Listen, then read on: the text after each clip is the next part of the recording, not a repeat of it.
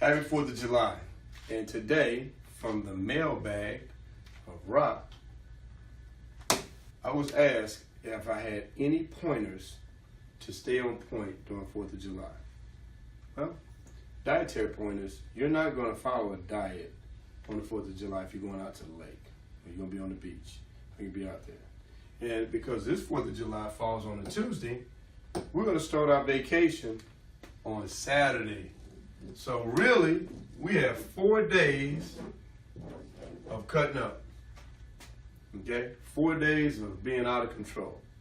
So as you see here, my pointer is that you're going to go back the double amount of days that you think that you may be outside of your parameter. You're going to go back double. So we're going to go 1, 2, 3, 4, 5, 6, 7, and 8. 8 days. Okay? Now, what are we talking about by going back 8 days? Well, we're going to go back 8 days from the day that we started eating something outside of what our regular regimen would be.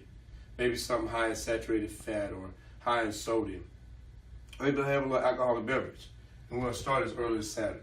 So, on Friday, everybody should be eating 5 to 6 meals. If you're eating 5 to 6 meals, what you want to do is always balance that. 3 of those 6 meals will be meals that will have carbohydrates in them.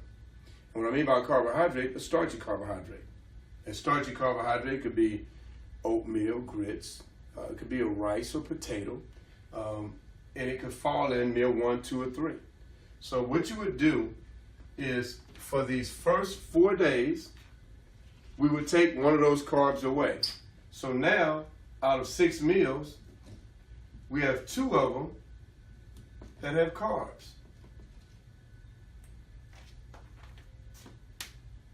2 carb meals. We do that for 4 days.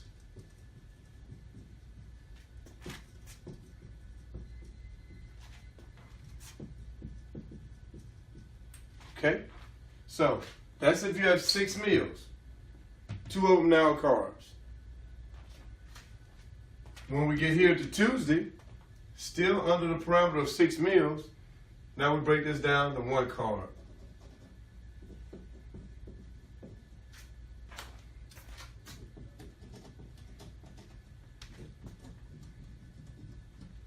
And that's still under premises that you're eating 6 meals a day. So, what does that mean for your other 4 meals? That means that those 4 meals are fibers. Fibers meals, which you come to broccoli, green beans, asparagus, vegetables, okay? So that's your 4 and 2, that's your 6. And like I said, after those 4 meals, then you get here down to 1 carb meal. 1, 2, 3, and 4. And now, these days are your days. Remember, water intake here should be always 1 gallon plus. 1 gallon plus. 30 minutes minimum of cardio.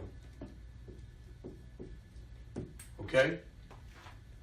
That's all the way leading up until the time you go. Always at least 30 minutes of cardio, 1 gallon of water. Now, when we get here, we know that we're going to be taking some things that not necessarily good for you.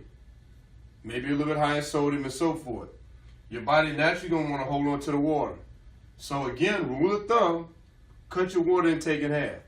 If you're taking a gallon of water in here, guess what? That's your cutoff. Half a gallon. That's your water. Remember, you're not going to be doing cardio, and most likely you're going to be taking the things that's going to help absorb and make you hold on to that water. So across the board, that's what you're looking at.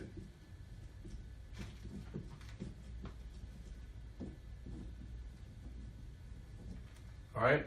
That's your water.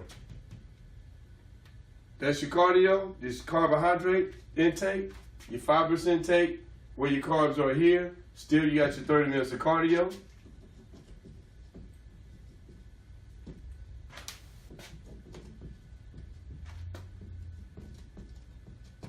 Your 30 minutes of cardio across the board. Okay? So by the time we get here, Saturday, Sunday, Monday, and Tuesday, on the 4th of July, you're enjoying yourself. Make sure that water stays at a half a gallon, no more. You can do a little bit under if you want to. And then if you can, get you a breakfast, a lunch, and dinner. But enjoy yourself. 4th of July.